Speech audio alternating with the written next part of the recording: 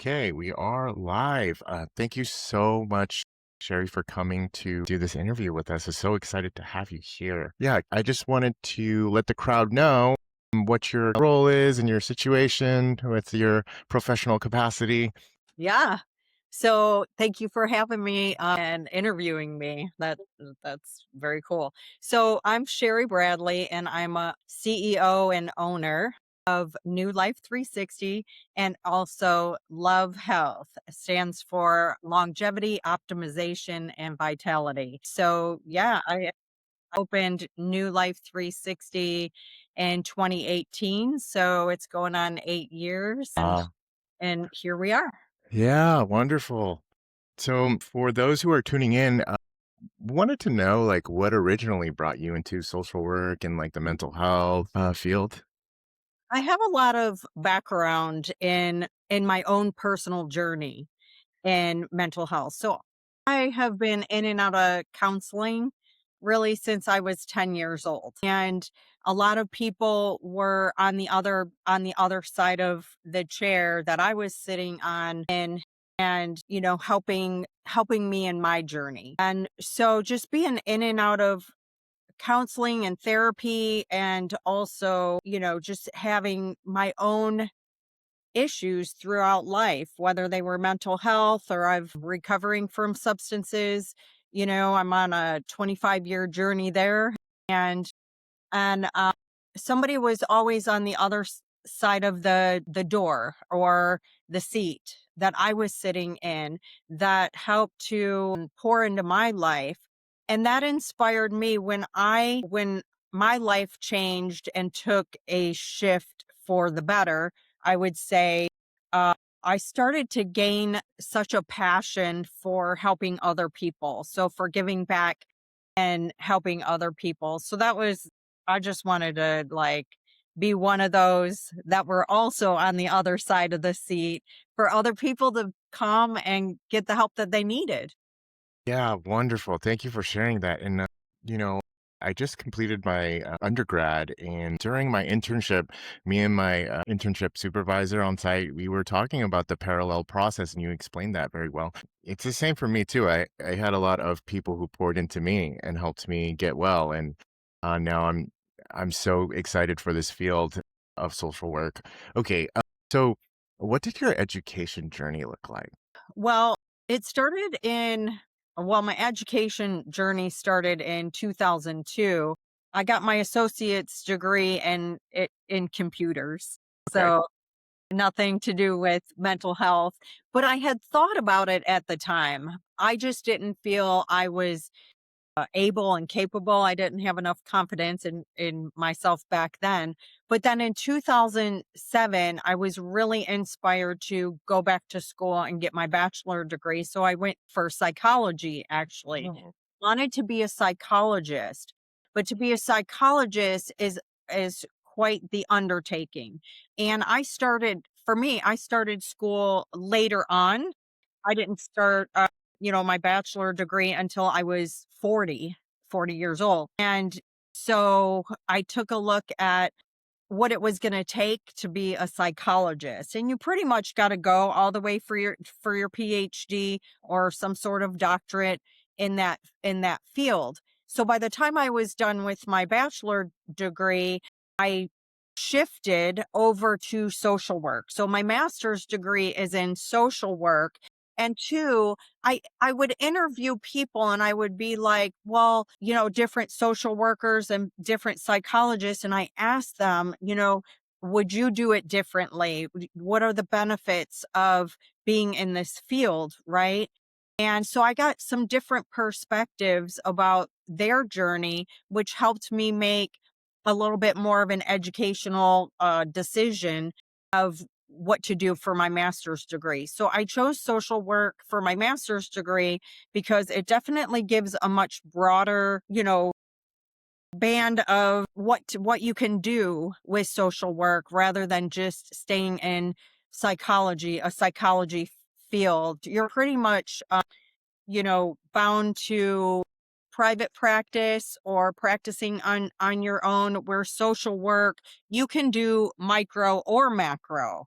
So, doing individual therapy, working hands on with a lot of different people, or macro environment and doing some things at a much broader field, doing things for different agencies, whether they're nonprofit or governmental or different things. I feel like social work offers a much broader spectrum of what you can do with the degree Yes. than psychology or mental health counseling. Ah, thank you for that. And I'm curious to know, like, how long your master's program was. 2 years.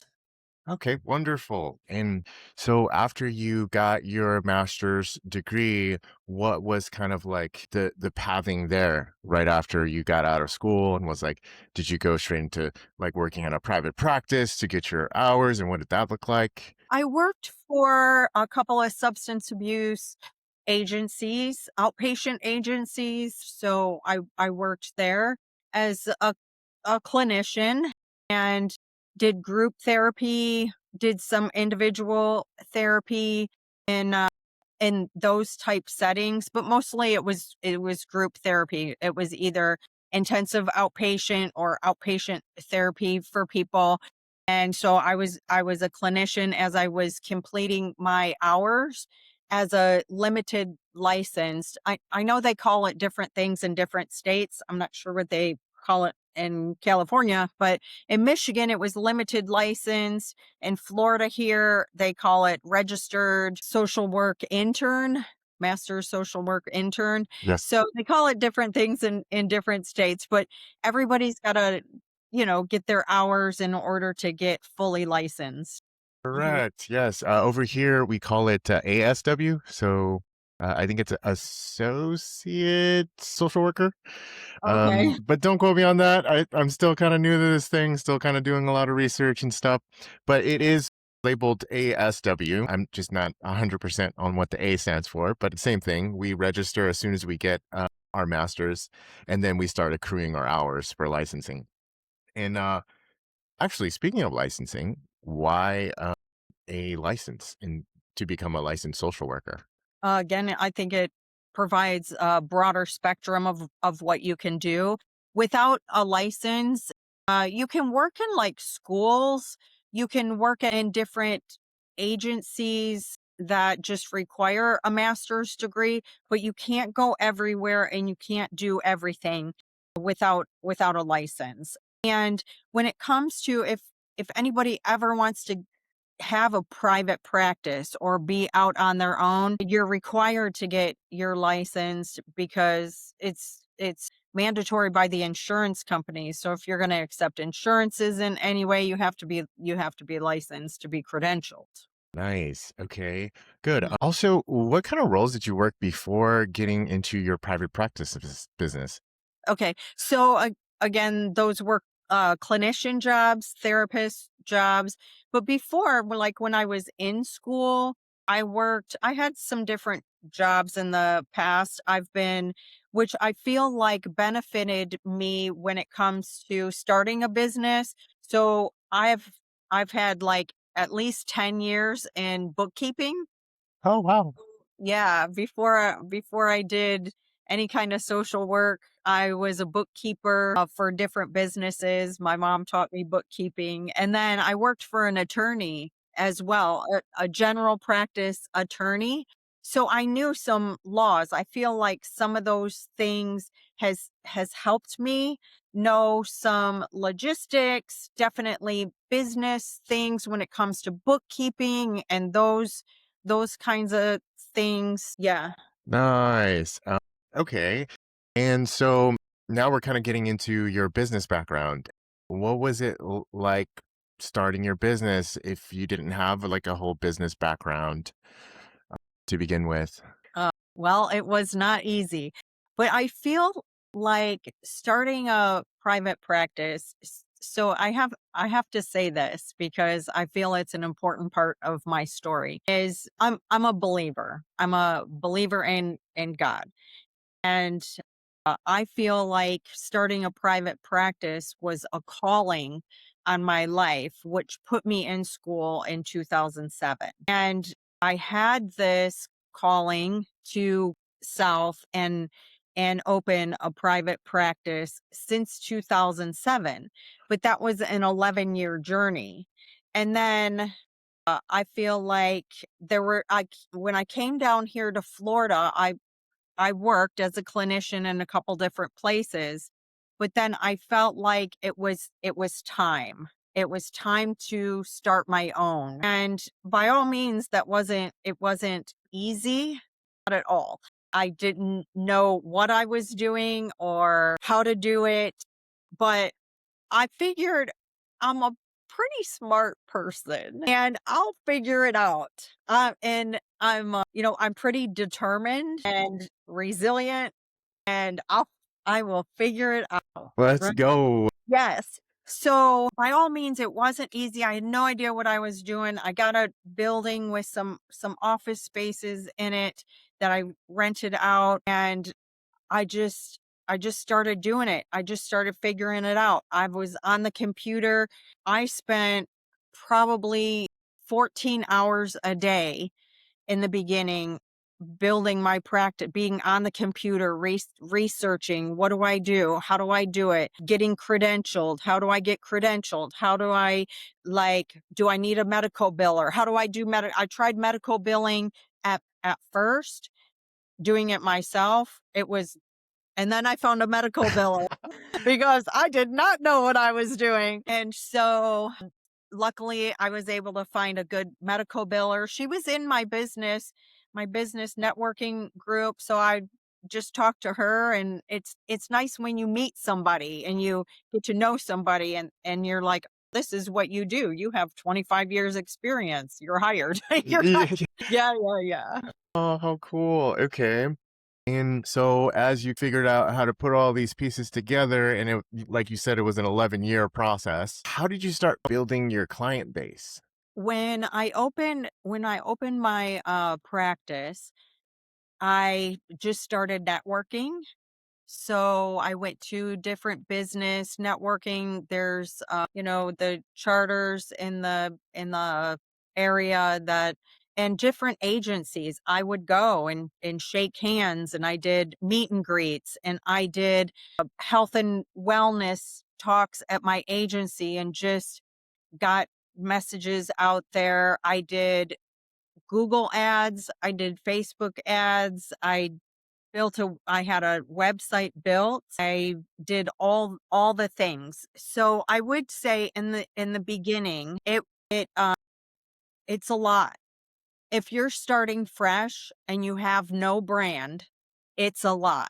A Mhm. lot of time, determination, money, and for months, no money's coming in. And you're lucky to get your first client and then a second client. But months later, you're still at 3 client so it really takes time Mm. and pushing through the uncomfortability. At 6 months, I wasn't bringing in a lot, and I thought, I was living on credit. I was, and the credit was running out.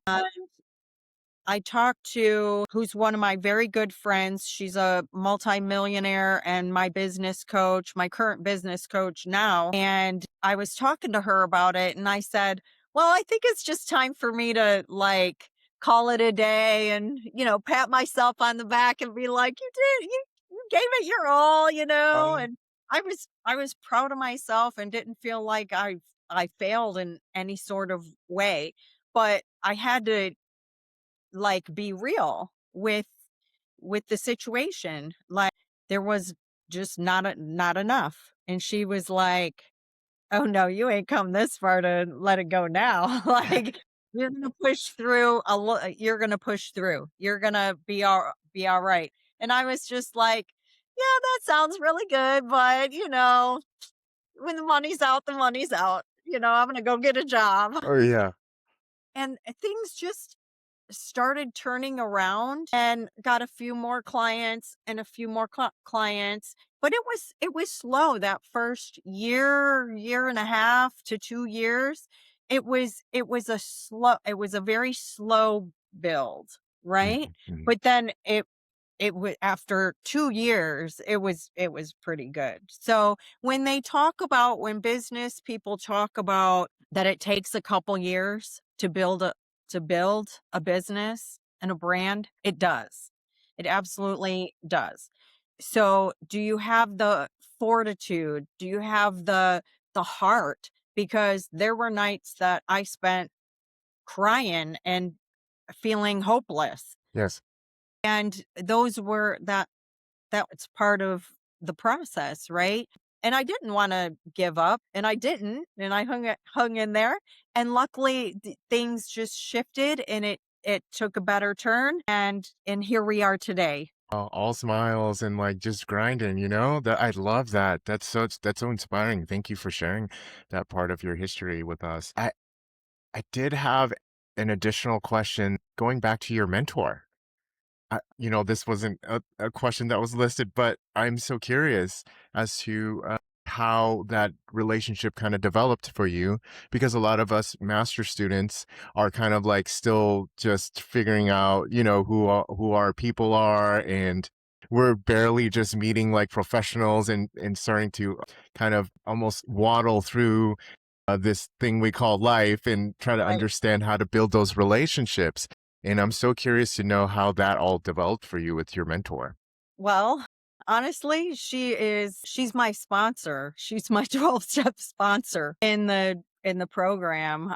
So I'm in a 12-step program. I've been in it again for 25 years, and Wow. she sponsored me from the time I was, in there for a couple of years. And she's again very successful. She just wrote a book called Success by Design, and she's now a business coach, but her business is real estate, and she's had like 40 properties. She's ran Wow. different businesses. So she's very successful. She's a multimillionaire, and she knows what it takes and to be able to encourage others. And that's what she desires at this point too, to just give back and help other people build these businesses.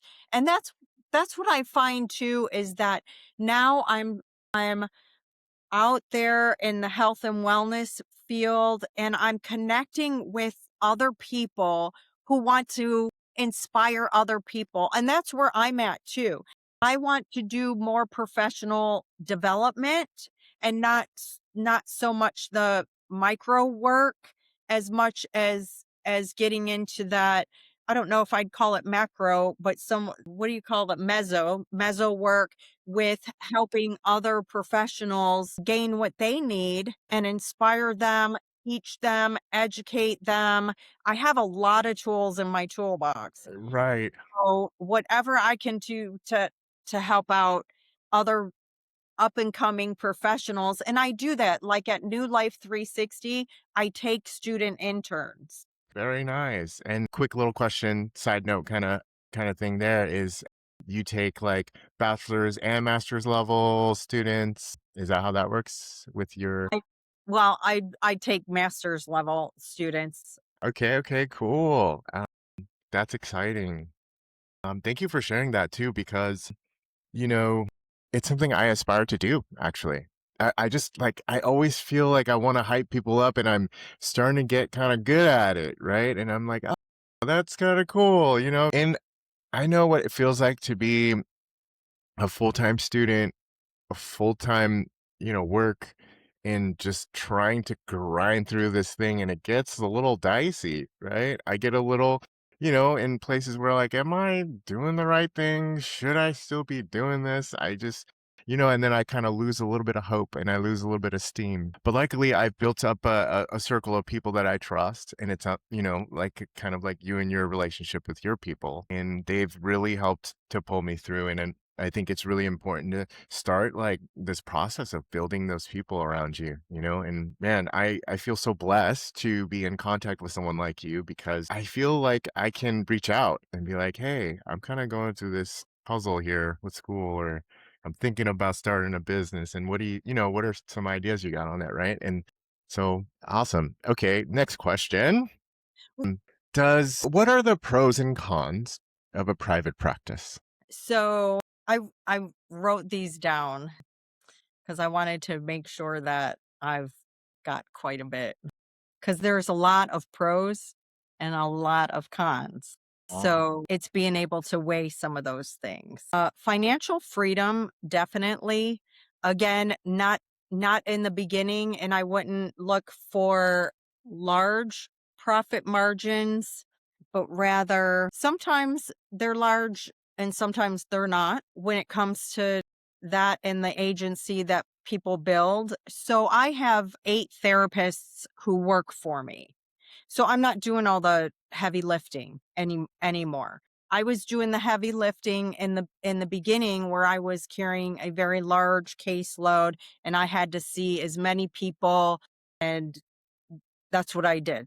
Right? So there is financial freedom at times, but therapists also come and go. So I'll probably go back and forth with the pros and cons, because when I lose a therapist, I lose most of their caseload.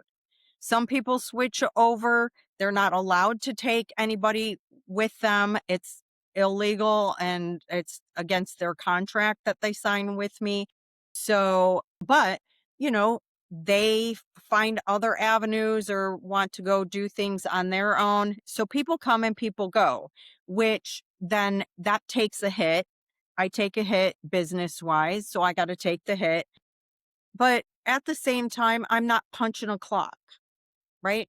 I'm not punching a 9 to 5, and I can take vacations when I want. I can put my clients, like, tell them I'm taking a 2-week vacation if I want to take a 2-week vacation.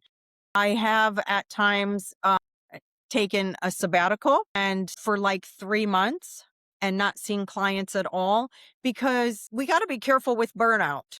yes. Especially if we are to own a business and do private practice all at the same time. And I oversee my business. I'm very hands-on in my business. So again, that could be a pro, that could be a con. It's the way that I like to have it. I like to know the ins and outs of my practice and not be left to, what's going on and be surprised about anything. So I'm I'm very involved.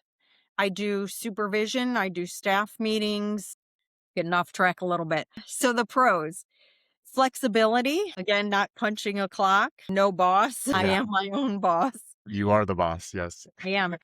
And I'm able to create, right? I'm able to create my own systems, my own programs, my own whatever it is that I want to do. I have the ability to do it, and nobody's going to tell me that I can't, Right. right? So I have those freedoms. The tailored care, I would say, like, I've I use a lot of different therapeutic approaches with my clients, and I'm able to do that. There are some places that say, oh, we want brief therapy only. Like, you get 12 sessions with somebody and that's all you get. So I've had clients with me for, I think my longest client is 7 years. 7 years. So I call him my forever client because he's got a lot of trauma in his past. So he'll be my forever client, and that works well. Also, the pros is scaling my business. I can scale it as big as I want, or I can keep it as small and general as I want. Right? So some of the cons, let's Yeah. talk about some of the cons. Having to figure everything out in the beginning was treacherous. I'm not going to lie. It was a lot. But I'm one of those people I'm determined. I'm like, I'm a workhorse. I will do it.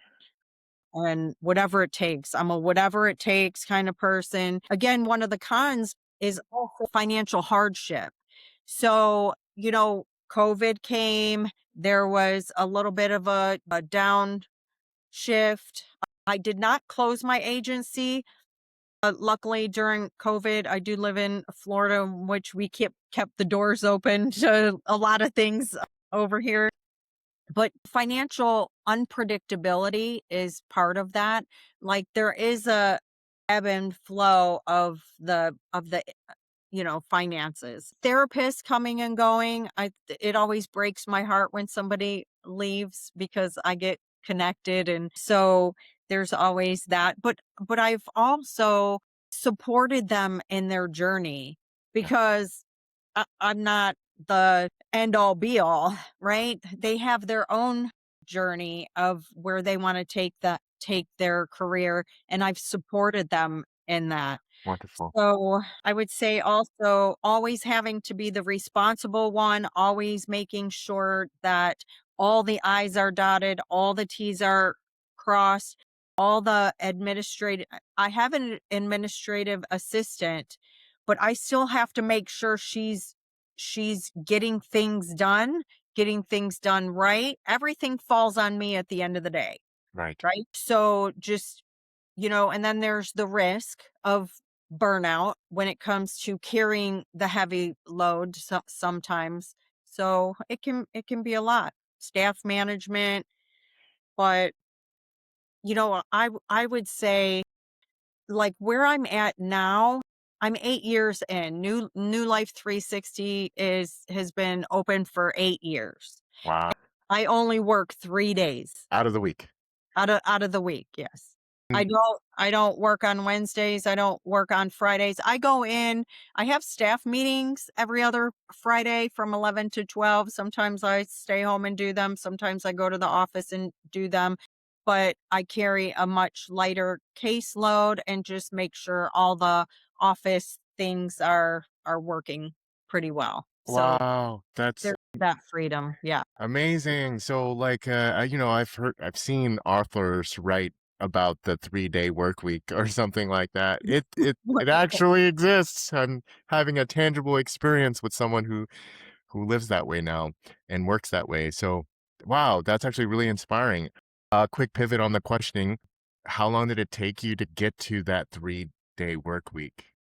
Probably 5 years? About 5 years. And that it was a gradual thing where, of course, like I said in the beginning, I'm carrying the heavy weight of the large caseload of seeing a lot of people.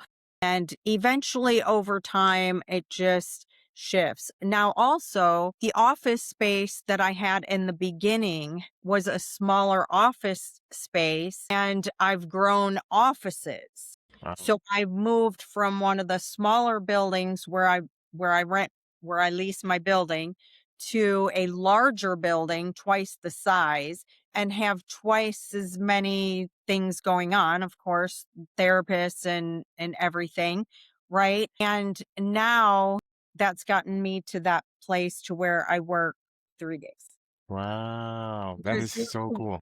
they're carrying more of the caseloads. Everybody's got so they're contracted. They are not employees. They are contracted therapists. And they can set their own schedule. They can but I provide them clients. They don't have to go find their own clients. And because I'm credentialed with the insurance companies, that's where a lot of the influx of clients come in, is through the insurance companies. And I just give them clients and try to match them up with a good fit. That's important to me with trying to find out on the phone what they're looking for, what they're coming in for, and setting them up with the right therapists. So we try to do that. Nice. Okay. So, a few more questions here. If you could do your education and private practice all over again, what would you do different? What would I do different? Okay. I talked about, like, the medical billing aspect. And even though I foregone that for a while to a medical biller, we've now brought it in-house. So we've just made this transition to bring that in-house over the past not quite a year, probably 9 months. We've made this transition of being able to bill it in-house. I would do that differently. have done that much sooner. Yes. I would also tell people that not to go through anybody for credentialing. A lot of companies out there are wanting you to hire them for credentialing. You don't need anybody for credentialing because every insurance company, all you have to do is go on their website, become a provider, and fill out their application. It's very easy. You got to have all your numbers. You got to have your license number, your NPI number. You got to have your insurance certificate. You got to have some things, right? Yes. Before you go filling out these applications.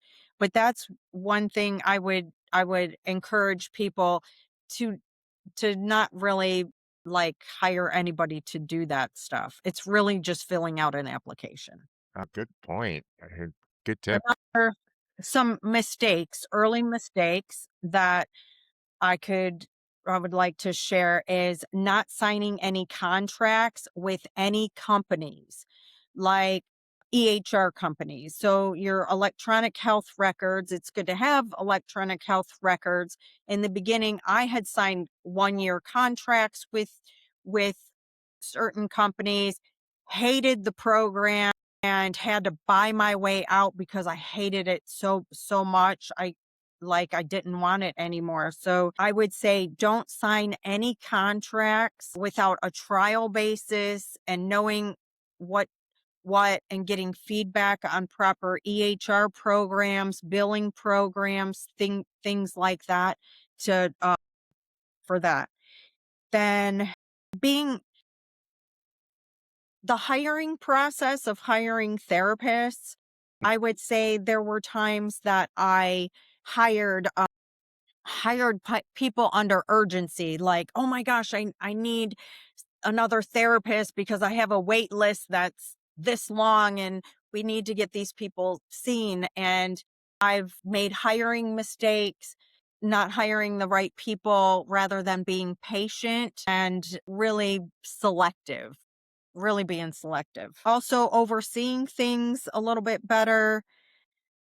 Uh, let's see. Set firm policies and procedures in the agency, especially when it comes to collecting fees, not letting people get backed up on their pay, and because then they're like, "Oh my gosh, I owe this amount of money," and you never see them again because they stop coming to therapy because they're all stressed out about the fees. Mm, So also making sure that the policies with the therapists are pretty sound and concrete. Again, I have them when I do have a contracted individual come in, I have a contract that says, they're going to perform certain things in certain time frames. We have to have our notes done within a certain time, treatment plans done, things like that. So those are all in black and white. So there's no ambiguity and people can't really say, well, I didn't know that. Well, you signed the contract. yeah, yeah, yeah. Yeah. Right. Oh, wonderful. Thank you for sharing that. Okay. So considering like business expenses and hidden labor, does having a private practice increase your income and or offer a better work-life balance? I would like to highlight, I know I talked about what I would do differently, and I would like to highlight some things I did well in the beginning. So again, I outsourced the medical billing in the beginning because that was just one thing I did not have to focus on concentrate. I just gave her what she needed. Getting a proper EHR program. Finally, I ran into the EHR program that worked really well for my agency. So again, I would say do your research, but falling into a really good EHR program for clinical mental health, right? For private practice, and that it's not medical or some other EHR.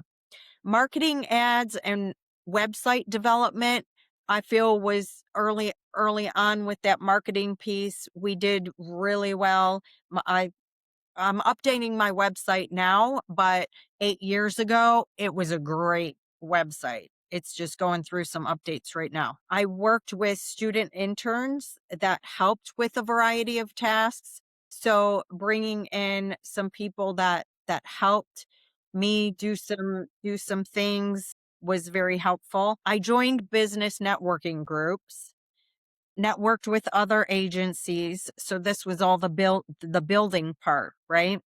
Creating policies and procedures and connecting with referral agencies like Veterans Administration, different insurance companies, of course, the credentialing and partnering with insurance companies. We did really, really well. So those set me up for success, I would say. Man, yeah, that's a lot of really good pointers and insight. And so thank you for sharing with us your journey. I feel really blessed and grateful to have had this experience and this conversation with you. And I'm also, we spoke on the phone, I think a couple weeks ago, and you started to talk about some of the exciting things that you're doing now, that you're kind of like pivoting from your private practice a little bit. And now you're kind of like getting into this whole like wellness, like educational kind of like journey. If you wouldn't mind, I would love to hear what you got about that. Sure. I feel like that's a whole nother podcast, I- but yeah. here's the thing. And it so is intertwined and enwrapped in mental health, right? So it's always been my passion to help people's body, mind, spirit, right? And I'm a spiritual being, and to bring in some of that spiritual, and people can have any walk of spirituality that they want to have or not have, and we I can still work with that as well. So the spirit part is given, right? Of improving people's lives, right? In whatever capacity. That's just spiritual in and of itself. But let's talk about mind body. So we as mental health social workers, mental health counselors, we work with the mind. But then there's this whole body aspect. And I always felt like there was a disconnect with my clients who I know their depression or anxiety have more to do with some things physically wrong with them. Their hormones are off, their diet is off, they're eating the wrong foods, they're it- just different things physically. They could Yeah, they like could not sleeping have well and stuff like that. Yeah. sleep. Yes, sleep is huge. Sleep is the foundation to everything, right? Mhm. So I found this, and I would just refer people out, refer them to their primary care doctor, or refer them to me, a functional medicine doctor. I'm more about the functional medicine piece rather than the traditional medicine piece. So, but it was up to them, of course, whether they wanted to see their primary care doctor or whatnot, and to get labs done and to see where their vitamin levels were, and to get their sleep right.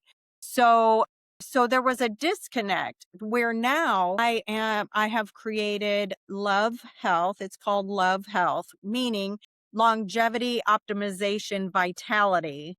So I want to bring the whole part of treating them in one place instead of people having to go to different places for different things.